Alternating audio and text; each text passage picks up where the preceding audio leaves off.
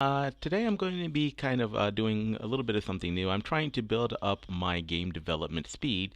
So I'm going to start trying to do like 1 day builds. I say 1 day builds, like games should be built within like a 24 to I guess 72 hours. The reason I'm doing this is because I'm generally slow when it comes to like programming. I love game design, I love game development and stuff like that. I'm more on the art side, as you can see from from my screen at the moment. So I do like doing more of the artwork and like I love creating the stories, but I'm not so much into programming. One, because I'm dyslexic, and two, I hate math, right? So to overcome to work on I guess developing my production speed, my game production speed, I've decided to start doing these like 24-hour to 72-hour challenges, just to try to keep on pumping out mini games, during the week. So what you're looking at right now are characters for the current game that I'm working on, which I will be launching a Kickstarter for. This game is called CDULO The Outer Rim. And here's the Steam page that I'm working on for it at the moment. So this will be my first commercial release game. Well, not my first major commercial release game. I used to develop for iOS and for like Flash Action Script, and I used to use RPG Maker and stuff like that. But I've since switched over to Unity, so I would like to do Unity game development full time as my primary job. So that's kind of what my focus is for this year. And if you're interested in playing any of the games that I've already created, you can find them on my website, which is creativemv.com, and you can like check out some of my previous projects, like Quest of the Gummy Witch, which is one of my more complete games, and a few games that I developed for game jams as well. Yeah, so stop by my website, check that out, and if you're really interested in and you like the characters that I've created, you can actually go to my online store, which has all original character goods from the games that I create. And you can check that out at nerdyurges.com, which is right here.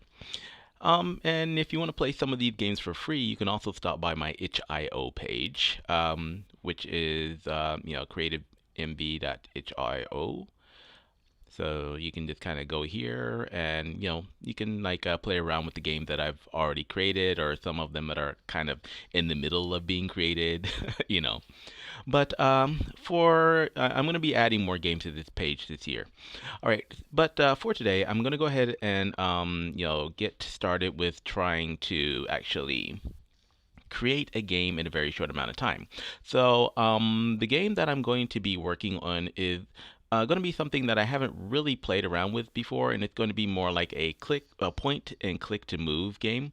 So most of my games are like 2D platformers, where the characters run left and right. I have done some 3D stuff before, and I'll get back into that this year. But I haven't really done a point and click game, for some reason. So this is kind of the game concept that I'm going to be working on. So I'm going to have a player. I'm going to have some enemies hanging out in the corner that are going to shoot at the player, and I'll have some obstacles. And the player will have to try to like maybe reach some kind of goal and maybe pick up coins or something like some kind of collectible. And that's really going to be it for the game that I'm going to be working on today. So to get started with this, I'm going to jump over to, I'll be using Unity um, 2019.4, since that seems to be the most stable version of Unity and the one that might actually work with WebGL. All right, so I've already kind of got a scene set up, and I'm going to jump into this by first adding some. I've already added a few folders, but I'm going to add some sprites. So I'll go over to Flash Animate. Now, I use Flash Animate a lot for my work. So most of the initial design that I do for my games and my characters, I do them on my iPad using Procreate. But then I tend to drag them over to like Adobe Animate. And I like to do a lot of my basic, my animation setup and my clean character artwork here because it gives me more options. So as soon as I create a character here, then basically I can actually animate the character in Animate and also make print product designs at the same time. So for this game, I'm just going to start by using basic shapes. So I've got a few shapes here already. I have already exported this circle. I'm going to export this square.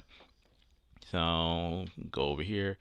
And to export and animate, I'm just right clicking and I'll export this triangle. So when I start prototyping a game, most of the time I start by using simple shapes, so just like this. And I'm gonna go ahead and export this as well, and this is gonna be a rect 1 SM. The reason I'm putting SM is because actually this this canvas size is huge, right? Because I like to do all of my graphics for what is it 4K. All right, and I'll go ahead and export this as well. Actually, I'll need to. This is just a little graphic that I created for a previous game. So I'll change this into a restart text uh, symbol. And another reason I'm doing this is because I need to learn how to make my videos faster because I tend to over-explain stuff, right? So I am aware of that. So I need to learn how to make like shorter videos. And this will help me kind of like learn how to do that as well as increase my game development speed. All right, so now I have all of those sprites exported to a folder like somewhere. And yes, I am playing League of Legends. Leave me alone. Um, let's see, and those are on my desktop somewhere. Yeah, and okay, so we've got my shapes here. All right, so I'm just gonna grab all of these shapes that I just created, or that I just exported, and I'm gonna drag them into Unity right around here. Where's my sprites folder? Yeah, right into my sprites folder. Get in there. All right. All right, so as you see in Unity, I've got like nothing but a blank screen. So, and that's kind of what I want right now because I don't want anything. If you see me looking over here, I've got like 3 screens set up. One is for like my store and for my messages, and the other one is for my notes because like since I suck at programming, I've decided to go ahead and create some notes based on my previous games. So, what I'm going to do is I'm going to start by just dragging this circle in here somewhere. And it's still huge. Wow. Okay, I didn't think it was going to be that big. All right, so I'm going to hit this circle and I'm going to go ahead and name this to player. Player. All right. And over in the scene menu, I'm going to hit the F key to focus in, and then I'll hit the R key to go ahead and scale this down a bit because I don't want my player being this big. And I haven't really come up with a story for this one. So a lot of the games that I create, I like to have story-based games. So for this one, I haven't really come up with a good story for it yet. A lot of my games actually start with the story first, right? And for my player, so that's my player. I'm going to go ahead and grab this square and drag him in here as well. And this will be my enemy. And I can't spell enemy for shit. So enemy. Um, so I know like a lot of you more experienced programmers, you're like, oh man, you're too slow. But you know what? I don't care. We all start somewhere, someplace. So, and I think those are the 2 that I'm gonna leave in here for now. So I've got my player, I've got my enemy. For this, I'm gonna be using the point and click type of, I guess, type of click to move. So I'll go ahead and create a script for that. So, I will create a new script and I'll call this click move or something.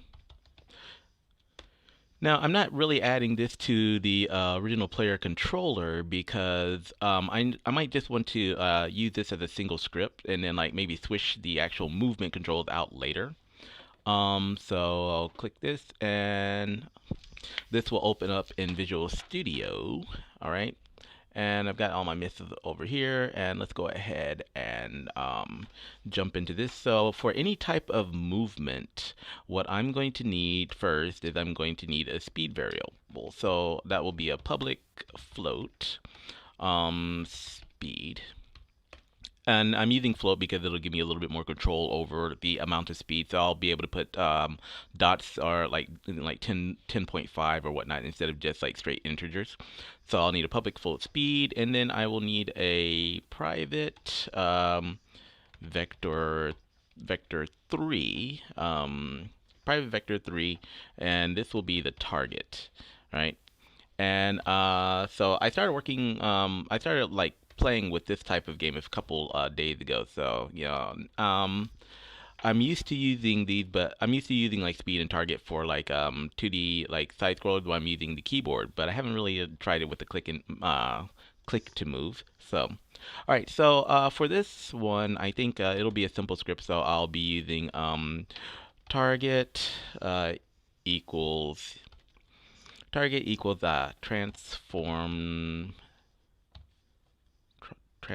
dot what dot position. All right, so target equals transform dot position, and for some reason this thing isn't changing. Why?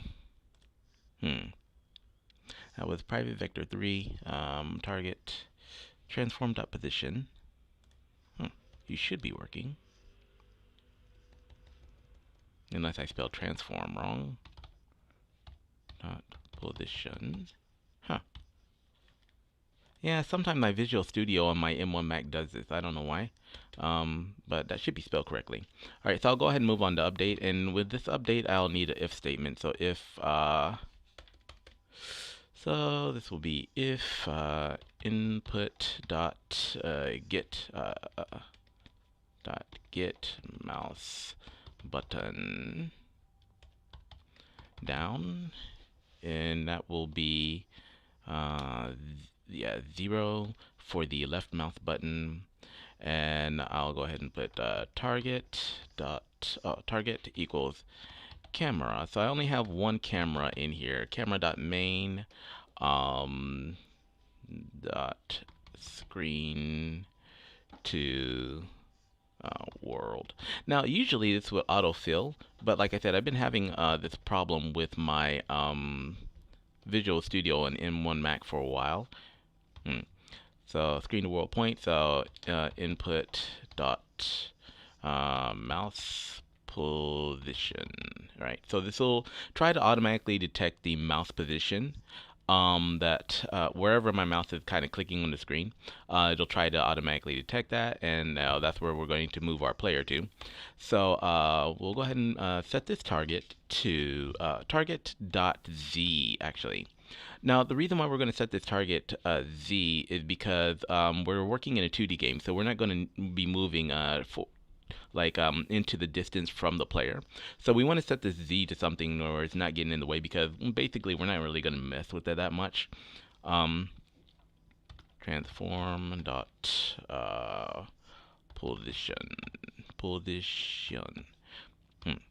All right, and then after that, I'm going to add a transform dot position equals, and this will be a vector 2. Yeah, or no, vector 3. I always mess that one up. Vector 3 dot move toward. Yeah, this is kind of really getting on my nerves right now, because not auto changing the color for me basically. Transform dot position that'll be target, and then speed times, and then time dot delta time. Time dot delta time basically just tells it doesn't matter what speed of computer or processor that you have, because this game will be played on different types of computers, so everyone should be moving at the same speed basically. And now I'm going to save this and see if it actually updates my thing. No, it didn't. Okay, let's see if I got any errors.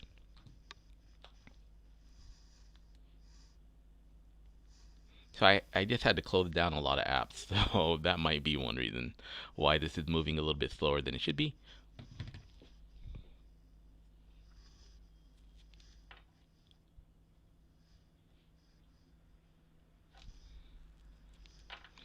Oh. Fire vector 3 target speed. So this should be a mono behavior thing, right? Yeah. So private vector 3 target, that should be correct. Transform dot position, public float. Huh. Why? Okay, so I've already got a little bug here. So target equals transform dot position. Click move, model behavior. Huh. Speed, target, transform dot position. Something is awry here, and I'm not sure why.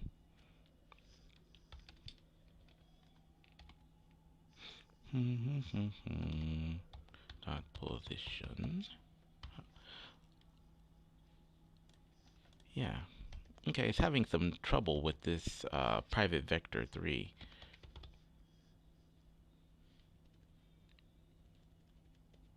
Huh.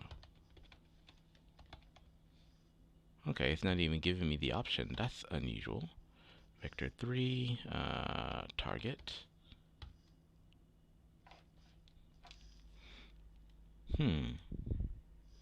Okay, so I've got my Unity engine and everything set up. So that's collection, the generic, click move, public class, float speed, start. Okay, I wasn't expecting to run into a problem this quickly. So let's see what Unity has to say about this again.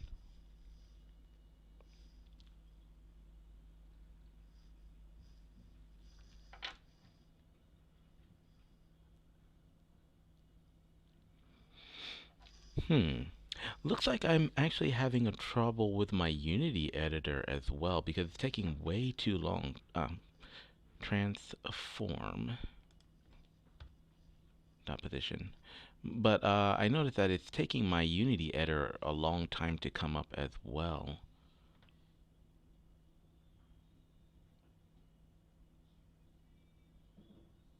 All right, I'm gonna go ahead and stop this stream because I've got something funky going on here with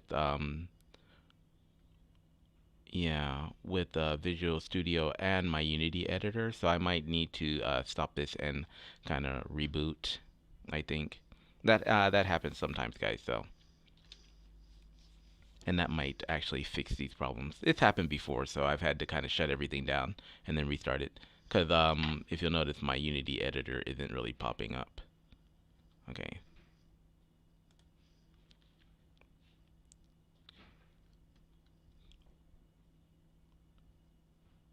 Yeah, 24.